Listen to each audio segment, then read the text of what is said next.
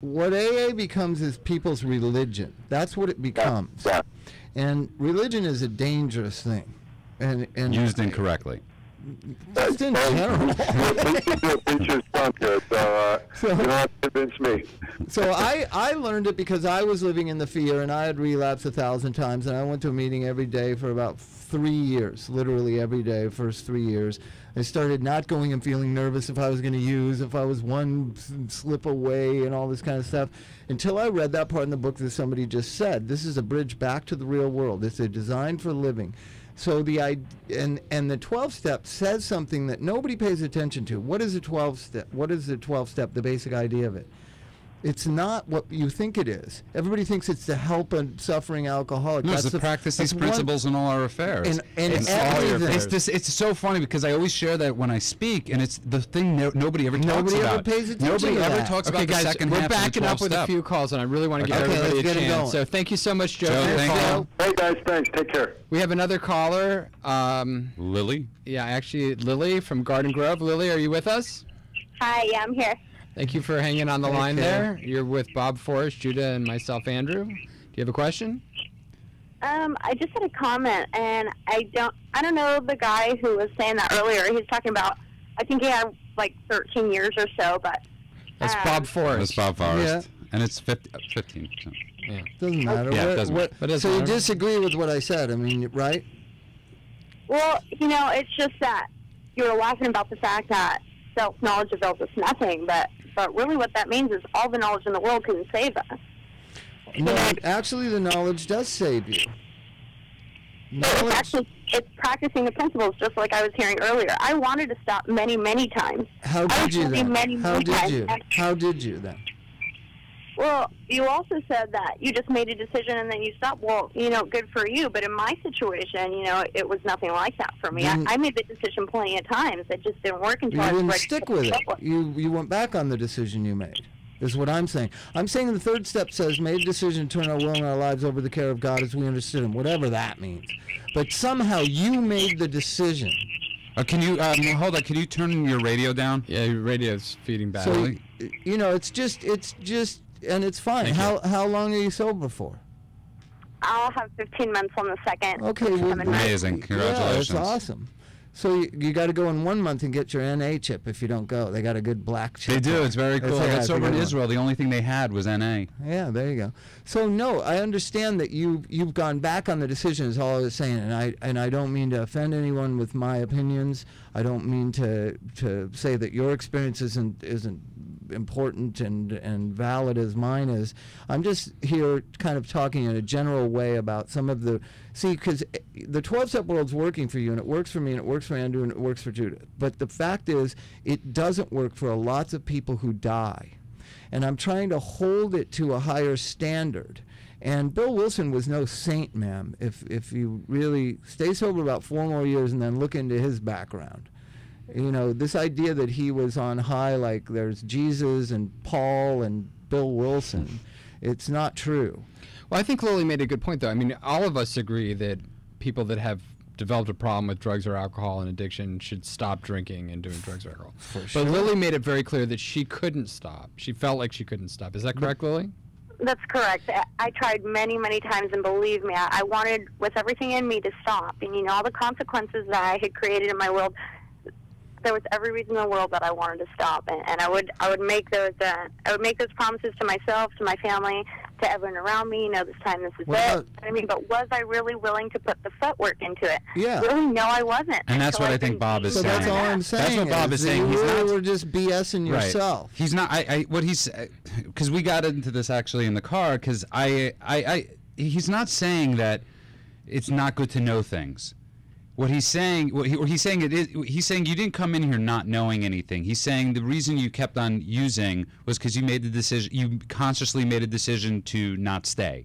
Is that sort of right? Yeah, not do what's necessary. But the statement of, you know, self-knowledge avails us nothing. So true, because I could have all the knowledge in the world. But now you seem to be awfully confident with knowledge. See, that's the you know, weird I could have all the dichotomy. knowledge in the world, but it's what am I putting into it is the question, and am I really ready to do what it takes? You know, because it's work. It's not easy. It's no cakewalk. You know what I mean? But but you do it anyway, no matter what, because you realize, you know, the things that come for doing what you do. Little by little, you start to see little changes in your life. At least I did. You know what I mean? And that's what kept me going. Lily, first of all, I'd like to congratulate you on being sober. I think that's an incredible achievement for anyone. People that aren't addicts or alcoholics don't know how difficult it can be to get sober. And certainly the 12 steps have gotten a lot of people sober. And I would never say, you know, don't agree with the, you know, don't do 12 steps. 12 steps are bad, you know, whatever. But I would say that there are some people that don't respond to the 12 steps. And it's important to have a message out there also that there are other ways to get sober than the 12 steps. And that you can ask and you can talk about it. Well, and that's why I talk so openly about I'm an atheist. I don't believe in any God that keeps me sober. Mm-hmm. And I've been in the 12-step community for 25 years. For 9 years, I struggled. I finally, like you, decided I am going to do everything that I have never done before and wasn't willing to do. So the decision has to be followed up by action. I'm not discounting that. I'm saying it's still your decision to take the action. That's the thing that puzzles me about whenever I say I'm the one that decides. I'm the decider, just like George Bush. I'm the decider. I decide that I'm going to remain abstinent, do what I can to gain more insight about myself and how I treat other people, to gain more insight about, you know, what it is to be a man, what it is to be an adult. You know, one of the things that I think knowledge. One of the reasons I love you, Bob, is that it's always controversial, and that you always learn something. But it's also that we could disagree and still get along. And still all stay sober. Right. You know what? That seems like it would be a really tough thought. Yeah, you know, Lily, also for me, one of the reasons I love doing this show is because I don't agree with what everybody says, nor do I have to. Well, that's the great thing about the 12-step world in its best. My best friend is sober about the same amount of time as me. He believes it's the greatest thing that's ever come to 20th century America. And he takes it very seriously. Well, you know, Time magazine said it was the second. I think computers are pretty great too. But anyways, they don't keep you sober. But follow my logic. Right. He believes in monotheism and turns his will and his life over to God, and that's what keeps him sober. And basically the text is literal word from the word, the word of God through Bill Wilson. I sit in the back and kind of don't pay attention, and we're both sober, and we both claim that it's the thing that helps support us in our life becoming abundant. Well, Lily, I really appreciate your call, and I encourage you to go to Facebook and like us at KLEAN Radio. It's Clean with a K. I sure will. And, thank you so much. I also want to give a shout out to Pat Leborio, and he's awesome, and to Vince. Oh, they're here. They're in the studio. They just joined us in the studio. They are. Yes, we have Pat Leborio and Vince Royale, our two comedians tonight, and they're just joining us in the studio now. So I have one more call, though, before I want to get into those guys, but thank you, Lily. We have Angela, who I spoke to, I think, earlier on the phone today. Angela, are you there? Yeah. So, Angela, I believe we spoke earlier on the phone. You were interested in the topic we had last week on cocaine vaccines. Yeah, I actually didn't hear your radio show. I was just doing research for a research essay I have to write for school. Well, first of all, you can go to Facebook and put KLEAN Radio in Facebook, and all of our shows stream through there. So you can go back and actually listen to the show. And you can see what Andrew and I look like. You can see what we look like, and with this week you can see Bob Forrest in his shrunken down seat. But I did pull the study for you again. The study it's called New Cocaine Vaccine May Squelch Cravings, Remedy Addiction. And it's a study from the National Institute on Drug Abuse.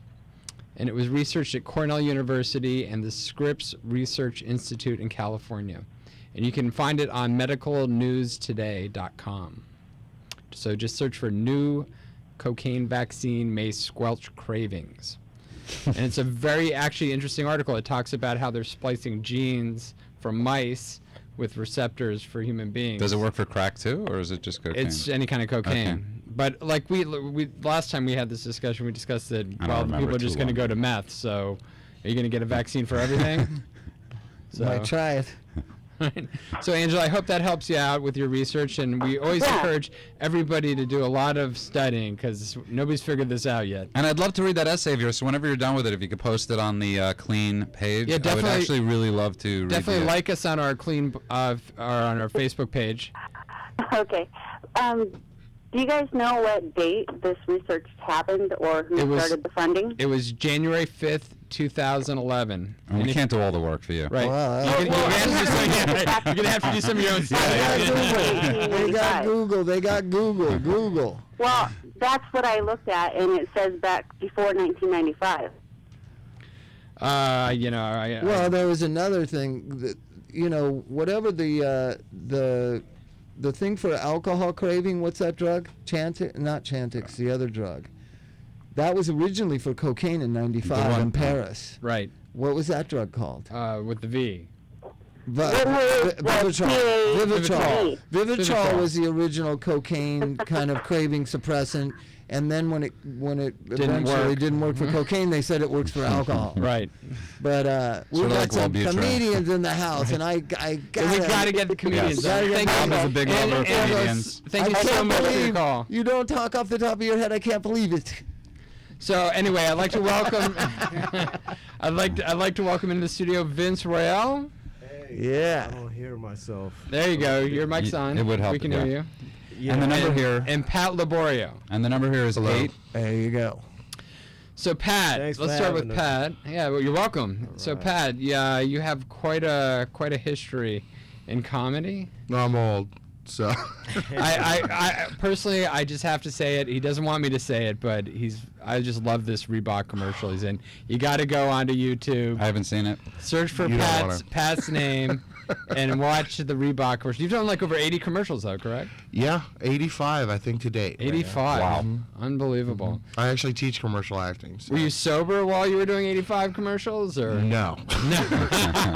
were you better at them when you were drinking? or Actually, that's using, funny or- because that commercial was right before I got sober. Actually, Really? it was a matter of fact, it was about 3 weeks before I got sober. My goodness. That explains the dancing. Yeah. Yeah, the dance. You got to go see this commercial. I mean, Is it an old commercial? He's dancing around. Yeah. He's like greased up, 2002. like, and he dances like doing this. I don't know. Is there a name for that dance? Yeah, I'm dressed as a sumo wrestler actually, and I know. That's Shocking. already funny. All right. And I'm dancing to the Surfin' Bird Wow. at a nightclub the size of half my butt. That's that song. So- Bird is a word. It's a Yes, bird, yeah, bird, yeah, bird. yeah. That was portrayed on the Family Guy. We can reenact it here. Bob will sing it. We're actually on video, so can you do it for us in studio? Pull those shorts up a little bit. Bird is a word. It's a bird. Bird is a word. See, Bob, I wish I could sing. Bob's I actually can't got a good sing. voice. Oh, that's right? amazing. When he was right singing with Barbra Streisand before, Yeah. Well, dead on. that's why he was in a band. there. Exactly. That's That's true. why he gets all the chicks, you know. Yeah. You got to be in a band. Comedians don't get chicks. No. Vince will tell you who we get.